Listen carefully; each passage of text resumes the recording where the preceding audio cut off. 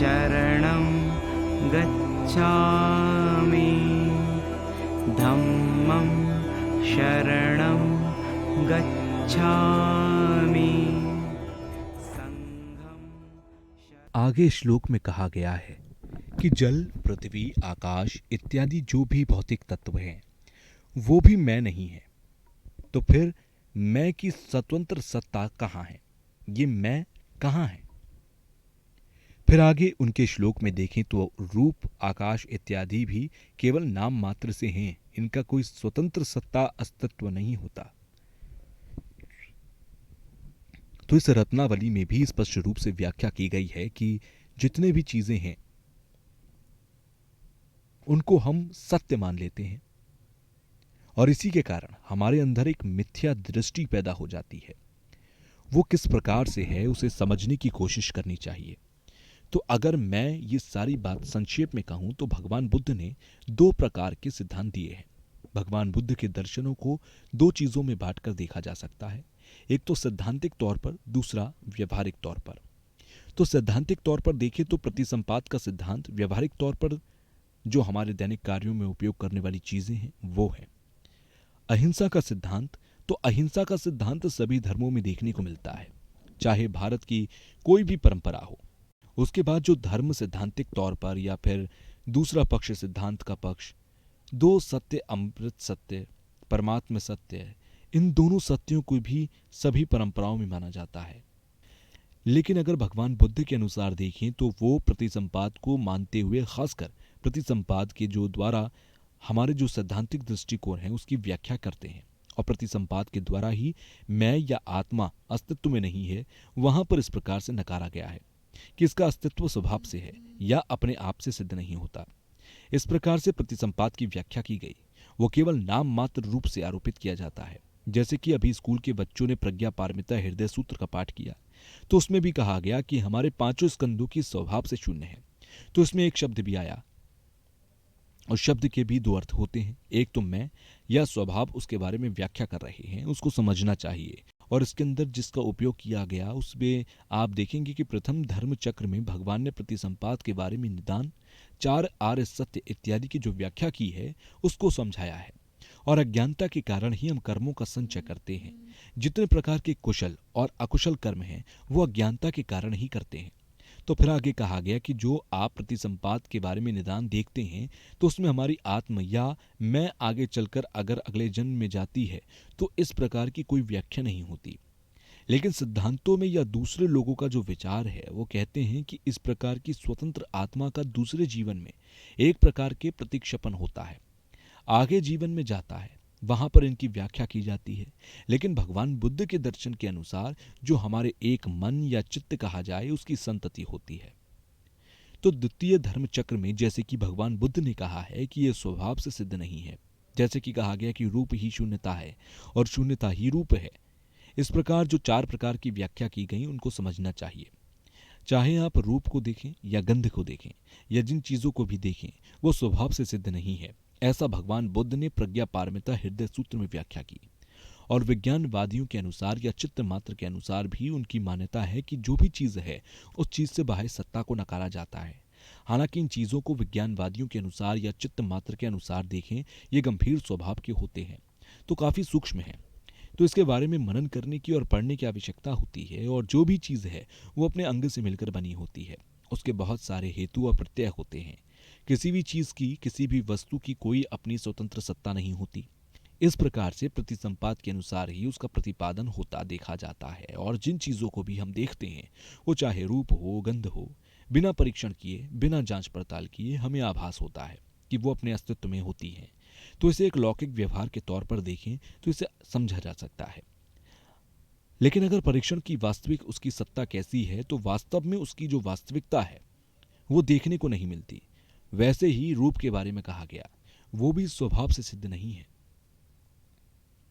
उसके अंदर भी जो आप अमुक चीजें देखते हैं जो हमारे समक्ष रखी हैं वो किस प्रकार से हैं, कैसे वो कार्य करती हैं, क्या वो अपने अस्तित्व से हैं, इसकी जो भी व्यवस्था है वो कैसे है, इसके बारे में बार बार चिंतन करने की आवश्यकता है।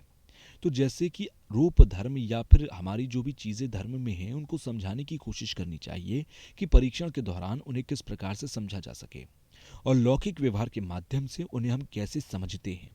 तो भारत के एक प्रसिद्ध वैज्ञानिक डॉक्टर राजा रमनन जी से मेरी मुलाकात दिल्ली में हुई। तो उन्होंने कहा कि भारत का जो आधुनिक क्वांटम फिजिक्स को अगर देखें तो वो एक चीज़ नई है, लेकिन भारत में जो इस प्रकार के सिद्धांत भगवान बुद्ध की बात या उनके समकालीन 2000 वर्षों से पहले के ये सिद्धांत भारत में थे, तो ये भगवान बुद्ध या नागार्जुन के ग्रंथों में स्पष्ट रूप से मिलता है। वैज्ञानिक डॉक्टर राजा रमनन जी ने मुझसे कहा था कि यह सत्य है कि नागार्जुन के ग्रंथ में देखें तो उसमें वो चीज़ें हैं जो आज हम परीक्षण के दौरान देखते हैं। इनकी आज के क्वांटम फिजिक्स की व्याख्या की गई है। तो इसीलिए हमें जानना चाहिए कि जो भी रूप गंध शब्द हैं वो हेतु से मिलकर बने हैं। विभिन्न प्रकार के प्रत्यय या हेतुओं के बने होते हैं, इसलिए वो स्वयं सिद्ध नहीं होते। उनको निश्चित रूप से किसी पर निर्भर होना पड़ता है और हेतुओं से बने होने के कारण वो अपना स्वयं लक्ष्य नहीं दिखा सकते हैं। विभिन्न चीजों से जुड़े होने के कारण उनकी खुद स्वतंत्र सत्ता नहीं होती और हेतु प्रत्यय बनने के कारण ही उसको स्वभाव से शून्य कहा गया। क्योंकि विभिन्न चीजें वो विभिन्न हेतुओं से हैं, उसका अपना कोई अस्तित्व नहीं है, इसलिए वो स्वभाव से शून्य है। अर्थात हर चीज को एक तरह से शून्यता के रूप में कहा गया कि शून्यता को अगर आप समझना चाहते हैं तो बिना किसी आधार के इसे समझना संभव नहीं है, इसलिए इसके लिए कोई एक विषय होना आवश्यक है। हम किस चीज की शून्यता के बारे में बात कर रहे हैं इसका परीक्षण करना चाहिए। तो सांख्य फिलॉसफी के अनुसार, सांख्य दर्शनों के अनुसार अगर देखें तो वो कहते हैं कि सारी की सारी चीजें जो इस बहुचक्र में हैं वो 25 चीजों या 25 युग्म के रूपों में बटी हुई हैं। और उसके बाद प्रमुख रूप से कहते हैं कि जो पुद्गल प्रधान है वो परमार्थ सत्य है, वो परम सत्य है, बाकी के समृद्ध सत्य के रूप में आ जाते हैं। तो हर दर्शन में दो सत्यों की व्याख्या की गई।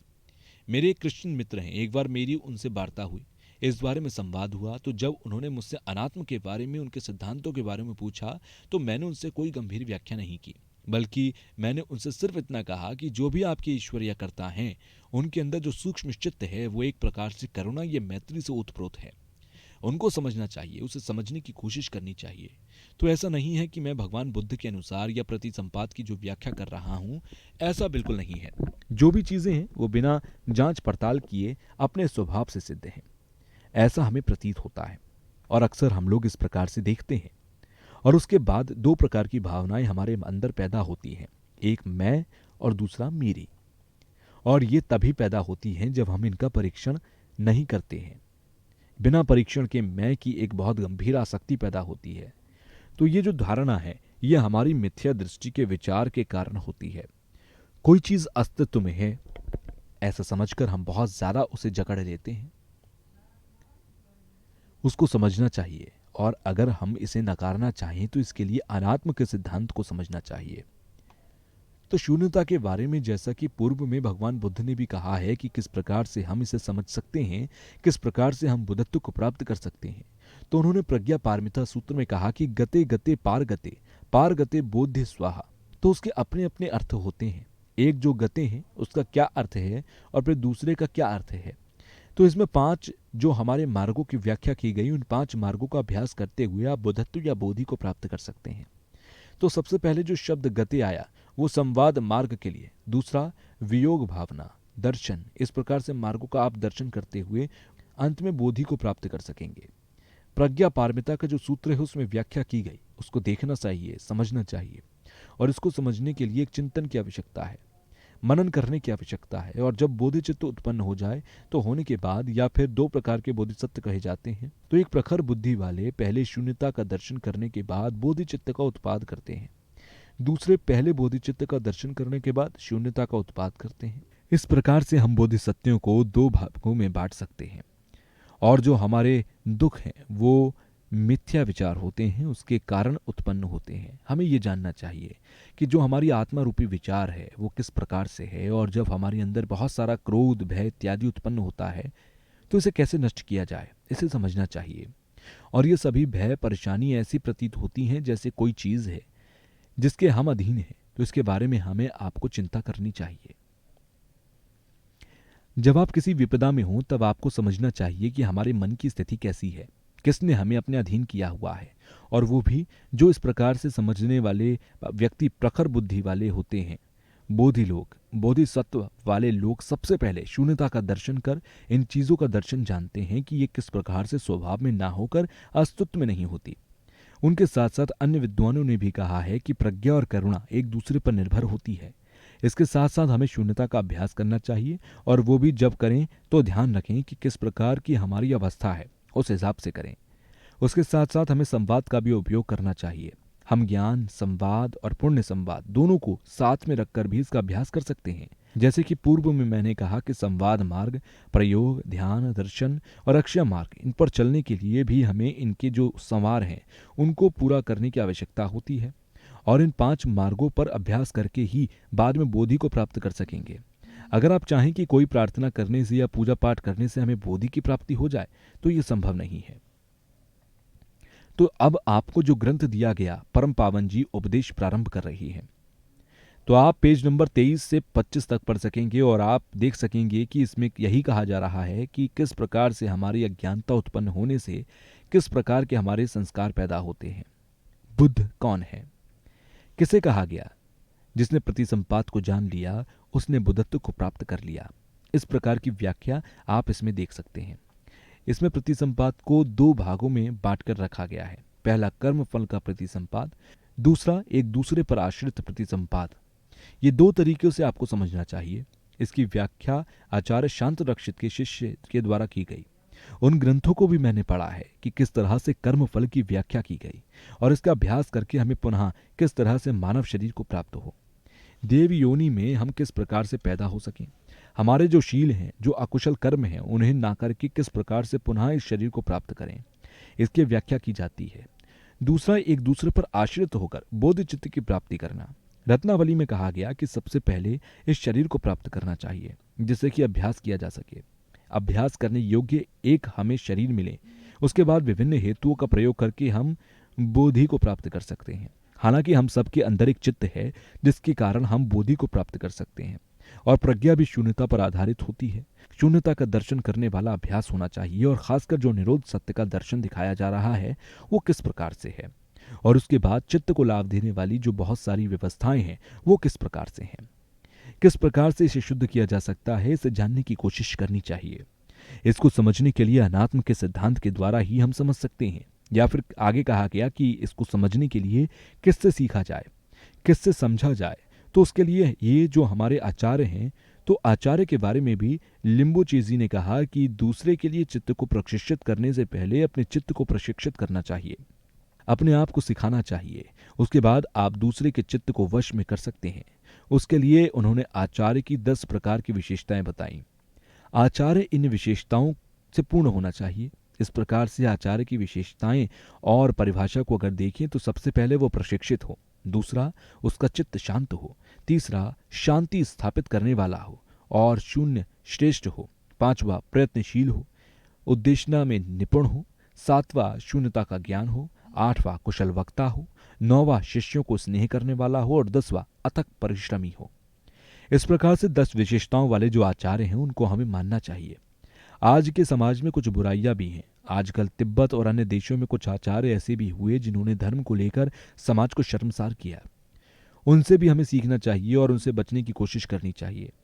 अभी कुछ महीने पहले ही हरियाणा में कुछ ऐसी घटनाएं हुई जहां एक आचार्य को जेल जाना पड़ा। तो इस प्रकार के जो व्यवहार हैं उसे समझना चाहिए, इसके बारे में चिंतन करना चाहिए। अमेरिका इत्यादि देशों में भी कुछ गुरु अपने आप को धर्म गुरु के नाम पर स्थापित करते हैं, लेकिन उनके अंदर ज्यादा ज्ञान नहीं होता। ऐसा नहीं करना चाहिए, इन चीजों से बचने की आवश्यकता है। तो मैं आप लोगों से हमेशा कहता हूं कि भगवान बुद्ध ने जो वचन दिए उन पर आपको ध्यान देना चाहिए। शब्द पर न जाकर जो अभ्यास की बातें हैं, जो शून्यता की बातें हैं, उनका अभ्यास करना चाहिए। जहां तक शील का अभ्यास करने का विचार है तो वो उपासक के लिए और जो प्रज्वलित लोग हैं उनके लिए व्याख्या की गई है। उनके अनुसार अपने अपने नियम कानून होते हैं, कैसे समाधि का अभ्यास करें, कैसे समाधि का उपयोग करके जीवन को निर्माण की ओर ले जाएं। तो उक्त अभ्यास करने से जो भी पूर्व में मैंने कहा उसका अभ्यास करने के बाद ही आपका आत्मसात हो सकता है। और इसी प्रकार के अभ्यास आचार्य में भी होने चाहिए, जिसको आप गुरु कहते हैं उसमें भी होने चाहिए। परीक्षण करना चाहिए, इसको परीक्षण करने में कोई बुराई नहीं। एक उदाहरण मैं देना चाहता हूं कि एक बार चीन के एक व्यक्ति मेरे पास आए और उन्होंने कहा कि आधुनिक गुरु आज के दौर में खुद को धर्म राजा के रूप में मानते हैं और धर्म का प्रवचन देने के बाद वो कामना करते हैं कि उन्हें धन या विलासिता की चीजें मिले। तो मैंने उनसे कहा कि यह आपको परीक्षण करने की आवश्यकता है, मैं इसमें कुछ नहीं कर सकता। वास्तव में आचार में ये विशेषताएं हैं कि नहीं, आप परीक्षण करें। आप पहले संवाद करें और ये जानने की कोशिश करें कि क्या ये वाकई में हमारे गुरु बन सकते हैं। अन्यथा उन्हें एक शिक्षक के रूप में मान लेने में कोई बुराई नहीं। तो आचार्य का जो कार्य है कि बुद्ध के शासन को आम जनता तक पहुंचाने का है, तो सबसे पहले आचार्य को बुद्ध के शासन के प्रति ज्ञान होना चाहिए। तो ये चीजें ध्यान रखनी चाहिए। जैसे कि मैंने कल कहा था कि मूल माध्यमिक कणिका में भी इसके बारे में बार बार व्याख्या की गई। जैसे कि कल के बारे में आपको याद है तो आपको ध्यान होगा, तो मैंने आपको जो मूल माध्यमिक कणिका के उपदेश दिए, इसमें जो आचार्य जी से मैंने ज्ञान प्राप्त किया, हालांकि वो संस्कृत के भी विद्वान थे, तो वो कहते हैं कि जब शून्यता का शब्द आता है तो उसमें दो अक्षर होते हैं, एक शून्यता में, दूसरा शून्यता का। तो पहले प्रकार का जो अर्थ है वो निरोध सत्य को दर्शाते हैं और दूसरे प्रकार का अर्थ देखा जाए तो वो मार्ग सत्य को दर्शाता है। इस प्रकार से आपको मूल माध्यमिक कणिका को जानना चाहिए कि किस प्रकार से है। तो निरोध मार्ग जो कि वास्तव में सत्य है, और इसके द्वारा इसे समझकर ही इसको जब आप समझना चाहते हैं तो शून्यता का ज्ञान आपके अंदर होना चाहिए, तभी समझ सकोगे। और इसको गहराई से जानने के लिए हमें एक आधार की आवश्यकता होती है। तो दो प्रकार के संवादों का हम निश्चित तौर पर संचय करें, उसका उपयोग करना चाहिए। और यह भी कहा जाता है कि मान लीजिए हम सत्य को नहीं जानते दूसरे धर्मों या परंपरा अनुसार, तो हम निश्चित तौर पर नरक या निचली योनि में जाते हैं। उसका अर्थ यह है कि अगर आप वास्तविकता को नहीं जानते तो अकुशल कर्म करते हो तो निश्चित तौर पर आपको निचली योनि में जन्म मिलता है। अगर आप सत्यता को जानते हैं या फिर प्रतिसंपाद के द्वारा निरोध के मार्ग पर चलते हुए निर्वाण को प्राप्त कर सकते हो। इस ग्रंथ में आप पेज 24 या 25 में आगे पढ़ सकेंगे। इसमें सबसे पहले बताया गया कि किस प्रकार से हम बहुचक्र में प्रवेश लेते हैं, उसके बाद बहुचक्र में कैसे बाहर निकला जाए, प्रतिसंपाद के बारे में निदान, फिर 8 अष्टांगिक मार्ग, फिर स्मृति, स्मृति प्रस्थान, रिद्धि, रिद्धिपात और फिर 5 प्रकार के बल। इन सभी को अगर हम देखें तो इन्हें हम 3 शिक्षाओं में बांट सकते हैं। शील समाधि प्रज्ञा, तो 8 अष्टांगिक मार्ग को शील समाधि प्रज्ञा के आधार पर बांटा जा सकेगा।